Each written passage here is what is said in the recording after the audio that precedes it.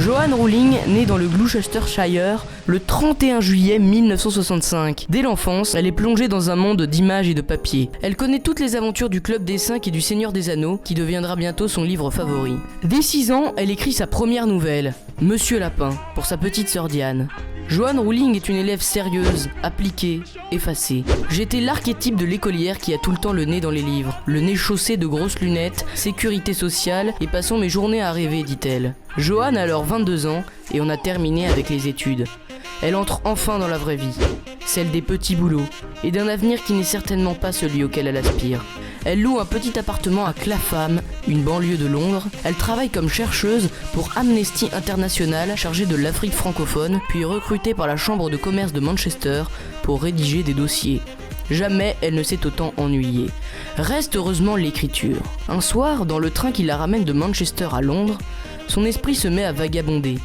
Dans ce compartiment prennent forme les contours d'un petit garçon malheureux nommé Harry Potter et les aventures qu'il va connaître. Surgissent dans les pensées de Joanne Rowling un internat, une invitation à entrer dans une école de sorciers. Une fois revenue à Clapham, la jeune femme note frénétiquement ses idées dans un cahier.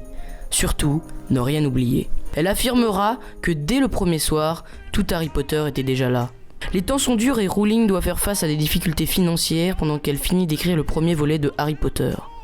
En 1996, Joanne Rowling, 30 ans, achève l'écriture de The Philosopher's Stone à l'école des sorciers pour la future version française. Le manuscrit est sous ses yeux, terminé.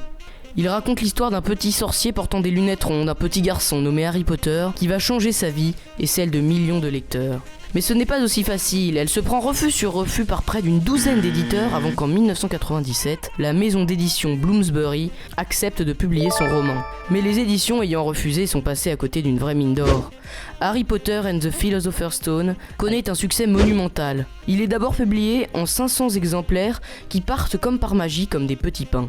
Aujourd'hui, les livres de cette première publication sont vendus entre 40 000 et 55 000 $. Aujourd'hui, les 7 livres, Harry Potter à l'école des sorciers, Harry Potter et la chambre des secrets, et le prisonnier d'Azkaban, la coupe de feu, l'ordre du Phénix, le prince de sang mêlé et les reliques de la mort se sont vendus à plus de 500 millions d'exemplaires et traduits en plus de 80 langues, faisant du tome 5 un des plus grands succès de l'histoire de l'édition, avec à sa sortie 9 exemplaires vendus à la seconde dans le monde et des précommandes 10 fois supérieures à celles des autres livres de la saga.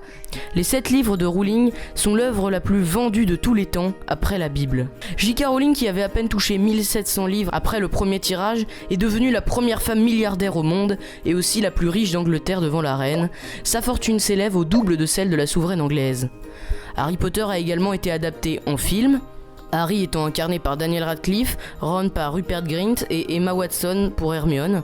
Et ces adaptations ont connu un important succès dans les salles et ont rapporté plus de 7 milliards de $, malgré la déception de son auteur d'avoir cédé les droits cinématographiques. Il y a eu aussi des livres audio, un parc d'attractions et une pièce de théâtre en 2017. En bref, l'auteur britannique qui allait écrire ses livres dans un bar car elle n'avait pas assez de chauffage chez elle est aujourd'hui une des principales célébrités du monde et au moins une fois dans votre existence vous avez entendu le nom Harry Potter.